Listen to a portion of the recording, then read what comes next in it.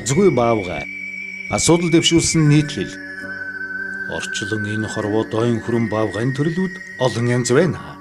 Олон янз байдаг ойн хүрний дотор циркийн үзүүлбэр тоглоод цэнгэж явдаг баавгай байхад амтны хүрээлэнд тухлаад амарч хэвтдэг баавгай бас байна. Орон гүрнийхээ нэвэлд багтан оромж баяраар бүрэн хангагдаж олон арвааран өсч төрнөн олимпийн наадмын тэнгэрт мандан орчлон даяар нэрэн төгсөн азтай баавгай байдаг байхад ором өргөө устж байгаа азгүй баавгайч бас байна.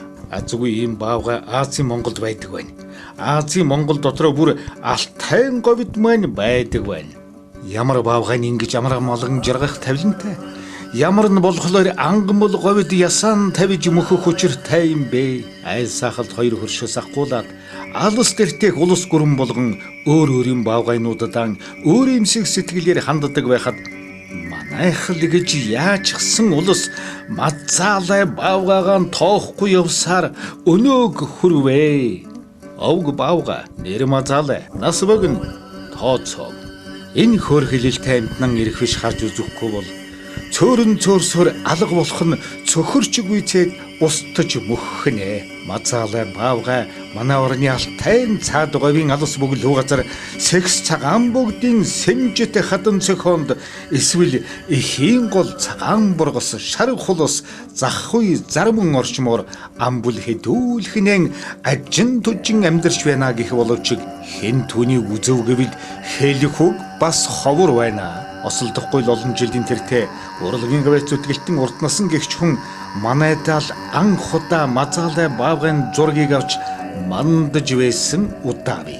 Манайд байдаг мацаалай баавгай бол анхны цас унсан өвлийн ихэнх сараас алаг цэцэг зүхийсэн хаврын дунд сар хүртэл адасганы ангалт ч юм уу харанхуй бүглүү агуй дэчээд эдэх хоолгүй тамирдаад ирэхээрэн ичээнээсэн гарan тэжээл ус сэрэн тэнэлж явдаг амтаа. Алаг дэлхий төрсөн амьтай голтой болгоны үхэж үргэдэх хөсөж аривчих нь байгаль ертөнцийн хууль боловч байгалийн хууль ийм шүү дээ гэд мацаалай баавгайгаан мажиилгаад байх уу тамин. Эртээ цагт манай Монголын Эрэм говийн хаа нэгтэй тах гэж нэг амтан тавааран бичиж байсан гэдгийг тахийн сүргийн дуусгачаад дахиад бид гадаадаас худалдан авсан гэдэг биш билүү? Хэрвээ бид мацаалайгаан дуусгачих бол хинээсээ тэгэд ийм амтан гуйж явах юм бэ? Хаач байхгүй ийм баавгайг хаанаас бид олж авах хэрэг вэ? Орхон хоног ээж огт байгаагүй шин төрлийн шилмэл овгийн үлдэр угсааг гавьяцо техникч аюур зан гэгч хүн гарган ирж байсан удаа бий. Байгаагүй амтны гарган ирж болоод байгаа юм чин байгаа юман өсгөн үржүүлж болохгүй нь юундан байна вэ? Шинжил ухаан техник хөгжсөн одоо үед шилдэг арга ажиллагаа юу вэ? Тэр бүгдийг ашиглаж мацаалай баавгайгаан хамгаалах ариван үйлсэд манимэтж гэсэн хамаагүй оролцъё. Биологийн хэсэгчилсэн судалгааг чанартай хий. Геологийн гэрэл хайгуул хийж явдаг улсыг ч үүнд татан оролцуулъя. Ерөөсөн хэн хөнгүй энэ ажил санаа тавьж ертөнцөд дэлхийд мацаалайгаан хамгаалан гавьяа байгуулцгаая.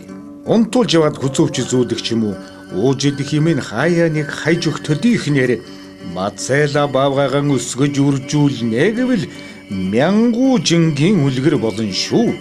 Хорхой шивчнаас ахуулаад бажууны үндсийг хоол болгон тавьж өгөн зүйтэйч уух усын бэлдэж өгөхгүй бол угаасаа мацаалай огтхон ч өсөхгүй. Мацаалай баавгайгаа ер нь маллаж өсгий. Маллахтан харин малаан малалдаг малчин шиг дагаж явах биш. Холын зайнаас малалдаг ховорхон нэгэн арга туршлагыг эзэмшиж сурцгаая.